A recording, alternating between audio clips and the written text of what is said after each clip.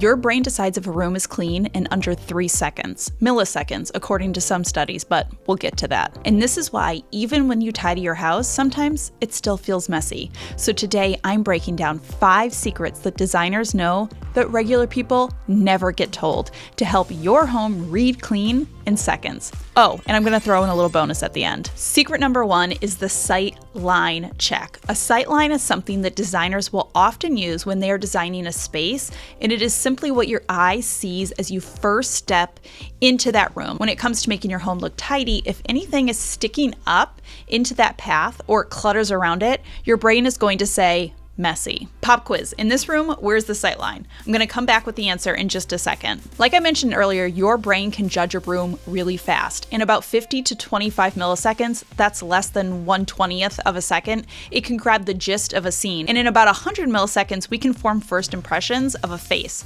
Translation, your eyes decide clean or cluttered before you can even actually think about it. Brains are weird. So we use that knowledge of a brain to make rooms feel cleaner instantly. Okay, so back to the example. Do you have your answer? This is my main living space. This is the door when you first walk into the house. So probably for me, it's like this couch and this wallpaper, and then like maybe this sitting area over here by the TV as well. Yes, there can be 2 sight lines, especially in a big place like this. So it was kind of a trick question. Sorry, but the point of a sight line is where does the eye go? Now, since we know that our brain likes to move fast and jump to conclusions, if the sight line is busy, it reads that as visual noise right out the gate. So we're gonna tackle this room. Okay, so I'm going to start by just removing any of the clutter that is above knee height, that is sort of in this direct line of sight area. And we're just gonna immediately see how just this tiny, like this takes me maybe 60 seconds, instantly makes the space look a little bit tidier by focusing just on the line of sight. Now, obviously, this space can still be improved. If you think about the line of sight as sort of like a larger area going down to a focal point, we could clear off some of the other stuff on the table here. It was just very quick to identify the line of sight and then worry about the clutter right in that main focal area for a very quick way to make the space look more tidy. All right, let's look at a few more examples really quick. Here's the before, the line of sight, and the after. Remember, in a pinch, clean the path, not the whole room. Clear sightline, calm space. So the next secret is probably the first clutter rule that I ever adopted in my home that has really made me realize the impact of visual noise to making a space feel messy. And that is what I always call my flat surfaces rule. So think kitchen islands, entry tables, dressers, counters, anything that's a flat surface. I do clutter sweeps regularly. It can be as quick as 30 seconds or sometimes it's as long as 10 minutes, but the goal is always in that time block, I'm just removing things from flat surfaces that don't belong there.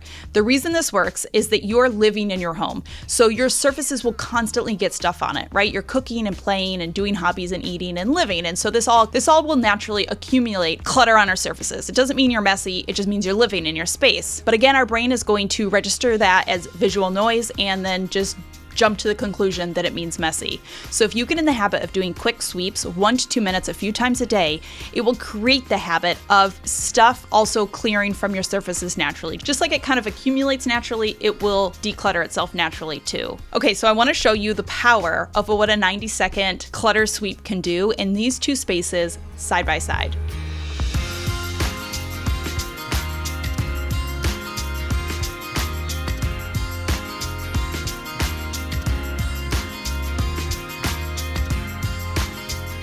Secret number 3 is to consider scale. Lots of small shapes create visual clutter. This is just more that your eye has to process, so the space is going to look noisy to your brain. Vision researchers actually have a word for this. You know I love when there's just words for everything, and the word is feature congestion. It's basically like if there's more little items, the more cluttered the space is going to feel at a glance, and if there's fewer larger grouped items, it's going to look calmer and cleaner. So the trick here, especially when it comes to design, is to go bigger when you can. A really easy win is the rug. In our last house, the single most impactful change that I made was sizing up my rug. Too small felt cluttered for some reason, like visual noise, but the right sized rug really anchored the furniture and made it stop feeling like it was floating around. It can be the same with art. So 5 tiny frames is going to equal a lot of edges versus 2 larger pieces is going to have less edges, and that's going to just naturally feel more sort of intentional and calm and clean. Bottom line, if your room feels or looks too messy, the scale is probably off.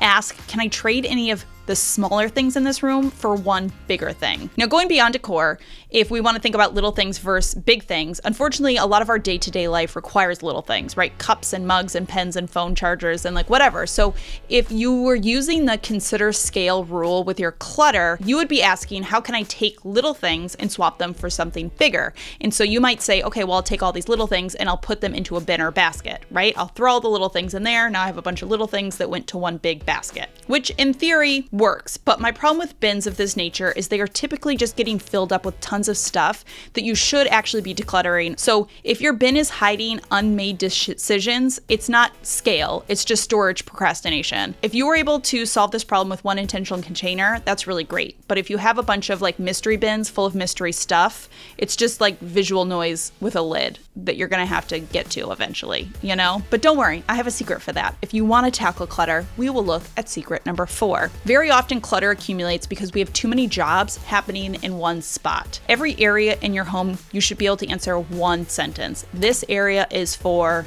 blank, right? When you have toys and mail and hair ties and tools and dog stuff all sharing one junk drawer, your eye can't group it. And so it looks messy and it looks like it's impossible to manage. And that's because it is. It's messy and it's impossible to manage. It's the reason junk drawers are so notorious for becoming messy, because their job isn't clear. They're trying to do a million things. So the simple rule here is one zone, one job. This can be as big as these hooks by the front door are for jackets and dog leashes, or this tiny bin is for paper clips.